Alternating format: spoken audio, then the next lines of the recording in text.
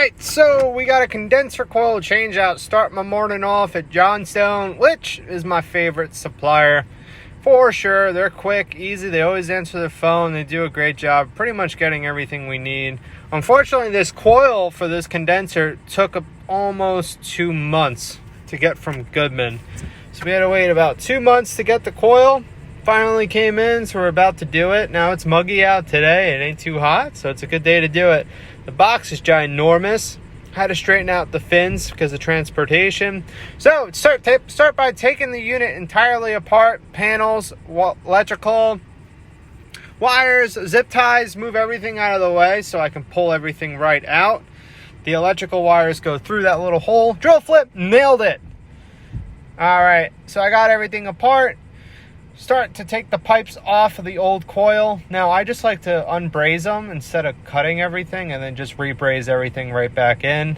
Makes it super easy. Now when I have the coil off, I always like to go around and give everything a good vacuum, so when I put the new coil on, it's nice and flush and it's nice and level. Because sometimes the sand will build up and then when you put the new coil on, it's not level, so the panels are such a pain to get on. Tech tip! Don't put the coil on until you change the filter dryer.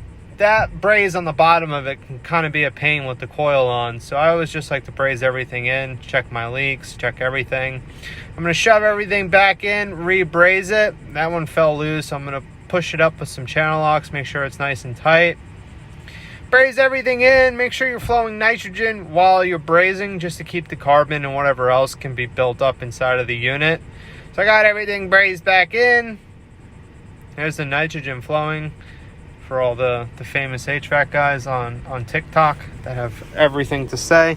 Put the fan back on, put all the panels back on, wire everything back in, make sure those wires are neat. There's a lot of electricity going through there. Drill flip again, nailed it. Fill it up with some refrigerant, pressure test, vacuum test, do everything that's necessary. That's how this whole entire job went right there. Plug the power back in.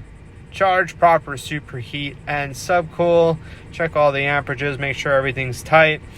Restrap for the hurricane season, make sure everything's nice and tight, make sure the fan's not hitting any wires, and I need a new clamp on for my suction pipe. Strap everything back up, make sure it's nice and tight. Have it run for at least a half hour, and there you go, we're good to go.